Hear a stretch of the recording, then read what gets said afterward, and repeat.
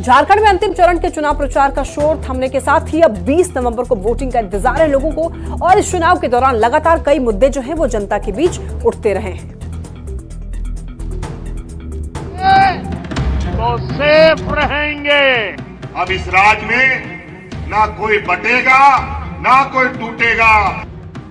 झारखंड में दूसरे चरण के चुनाव प्रचार का शोर थम गया और अब सबको बेसब्री के साथ 20 नवंबर का इंतजार है, जब झारखंड की जनता ईवीएम का बटन दबाकर अपना फैसला सुना देगी।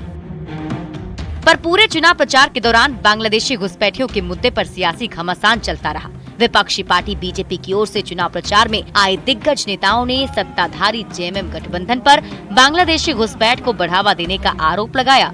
जवाब में सीएम हेमंत सोरेन अपनी सरकार की विकास योजना की लिस्ट लेकर जनता के बीच पहुंच गए।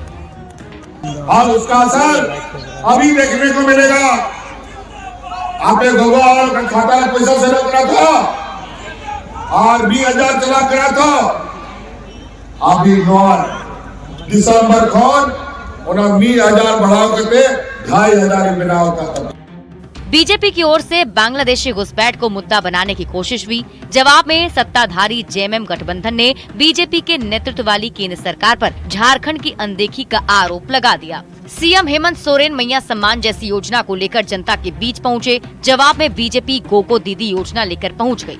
यही नहीं, विपक्ष ने बेरोजगारी से लेकर पेपर लीक और भ्रष्टाचार के मुद्दे पर भी सत्ता पक्ष को घेरने की पूरी कोशिश की। गवर्नेंस नाम की कोई चीज है नहीं। भयानक भ्रष्टाचार, ध्वस्त कानून और व्यवस्था की स्थिति,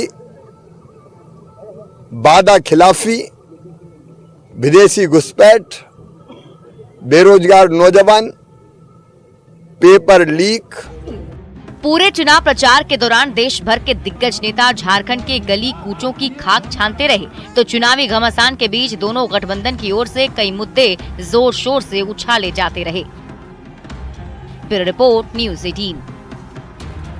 आइए झारखंड में दूसरे चरण के दंगल को समझते हैं। तो देखिए 20 नवंबर को 12 जिले की 38 सीटों पर मतदान होना है और दूसरे चरण में संथाल की जो है 18 सीट है वो इसमें शामिल है और दूसरे चरण के दंगल में कुल 528 उम्मीदवार इस बार चुनावी मैदान में है और मुख्य मुकाबला जो है पहले चरण की तरह है इस बार भी एनडीए और इंडिया अलायंस के बीच में ही माना जा रहा है। तो दूसरे दौर के दंगल में इंडिया अलायंस की अगर बात करें तो जेएमएम के 20 उम्मीदवार तो कांग्रेस के 13 योद्धा जो हैं वो ताल ठोक रहे हैं, जबकि भाकपा माले ने भी 4 सीट पर अपने उम्मीदवार उतारे हैं, जिनमें से 1 सीट पर फ्रेंडली फाइट हो रही है। तो लालू प्रसाद की पार्टी आरजेडी की बात करें तो आरजेडी भी इस चरण में 2 सीट पर ताल ठोक रही है। दूसरी तरफ बात कर लेते हैं एनडीए की, तो एनडीए देखिए बीजेपी सबसे अधिक इसमें है, 38 में से 32 सीट पर चुनाव लड़ रही है। बाकी की 6 सीट पर उसके साथ ही सुदेश महतो की पार्टी आजसू चुनाव मैदान में है।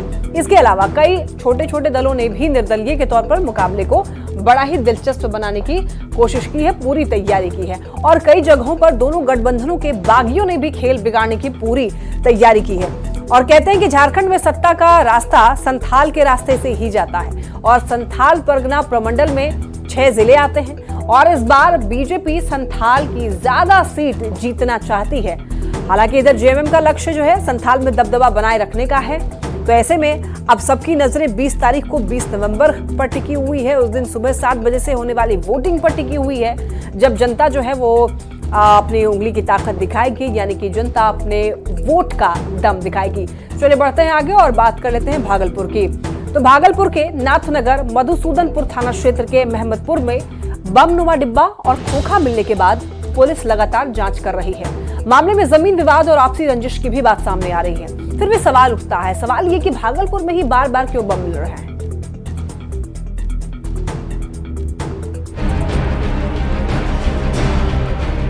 गोलियों के खोखे और पॉलीथीन में बंधे बमनुमा डिब्बे को देखिए।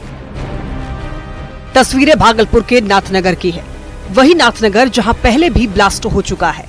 तस्वीरों में साफ तौर पर आप देख सकते हैं कि यह वही जगह है जहां पर यह 5 बमनुमा डब्बा मिला है और पुलिस ने खोखा बरामद किया है। जगह की घेराबंदी कर दी गई है। हालांकि इस पूरे मामले की जो सूचना है वो बम निरोधक दस्ता की टीम को दे दी गई है। सिटी एसपी डॉक्टर के रामदास और डीएसपी राकेश कुमार ने मौके पर पहुंचकर जायजा लिया है।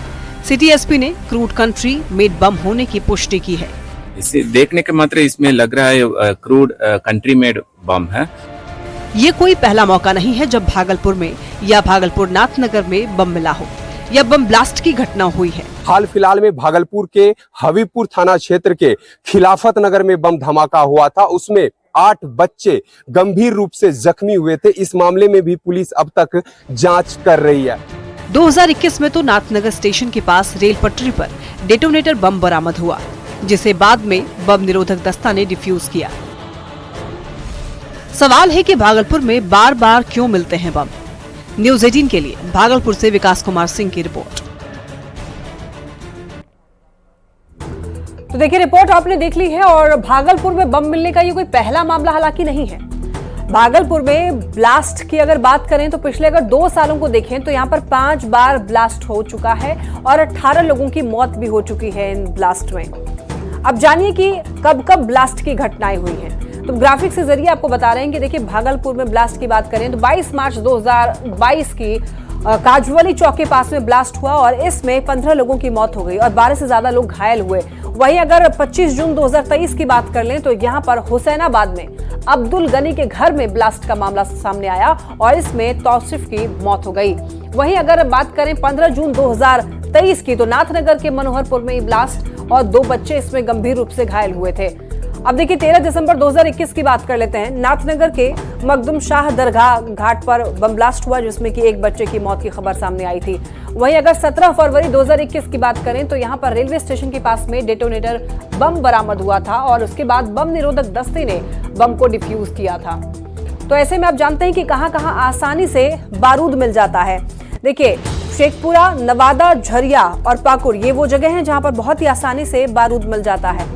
और कहां-कहां चलता है पटाखा बनाने का ये अवैध कारोबार, वो भी जानते हैं। देखिए, काजवली चौक और हबीबपुर और नाथनगर ये वो जगह हैं जहां पर अवैध तरीके से बम बनाए जाते हैं।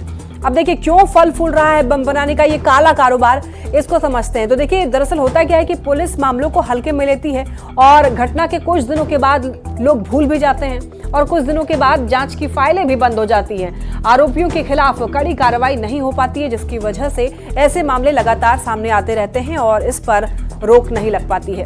चलिए बढ़ते हैं खबरों में।